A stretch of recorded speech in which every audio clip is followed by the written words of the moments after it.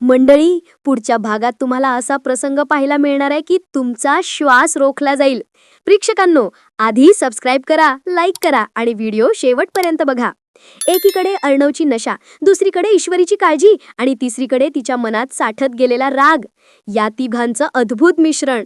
प्रेक्षकांनो, पुढील भागात तुम्ही पाहणार आहात रात्रीचं अंधारलेलं गल्लीदार जग. अर्णव पूर्ण नशेत. ईश्वरी त्याला धरून रूममध्ये घेऊन जाण्याचा प्रयत्न करत असताना तो स्वतःच्या जगात गुंग. एक पायरी चढतो, मग धाडकन खाली.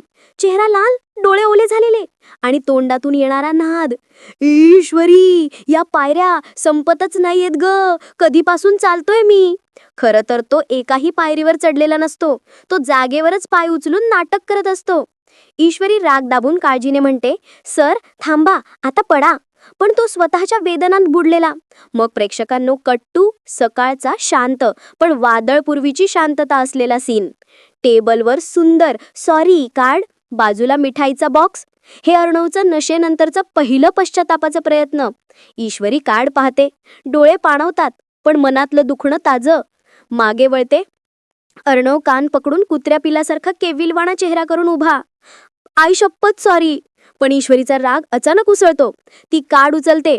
हे कार्ड तुम्हालाच ठेवा सर, आणि ही मिठाई सगळ्यांना वाटून टाका. मला नको तुमची गोडी, नको तुमचं सॉरी. तिच्या आवाजात ज्वालामुखी उसळतो. मनातला संपूर्ण निखाऱ्याचा भार बाहेर फुटतो. अर्णव गप्प. घरात अक्षरशः सन्नाटा. दोघांमधलं अंतर आणखी वाढतं आणि नात्याची धाग्याची परीक्षा सुरू होते. आता खरी जिज्ञासा, ईश्वरीचा राग किती योग्य? अर्णव शुद्धीवर आल्यावर खरंच काय विचार करेल? हा सॉरी पुरेसा आहे की आणखी एक वादळ येणार आहे? प्रेक्षकांनो, तुमचं मत नक्की कमेंट करा. पुढचा भाग नक्की बघा. लाईक करा, शेअर करा आणि सबस्क्राईब करायला विसरू नका.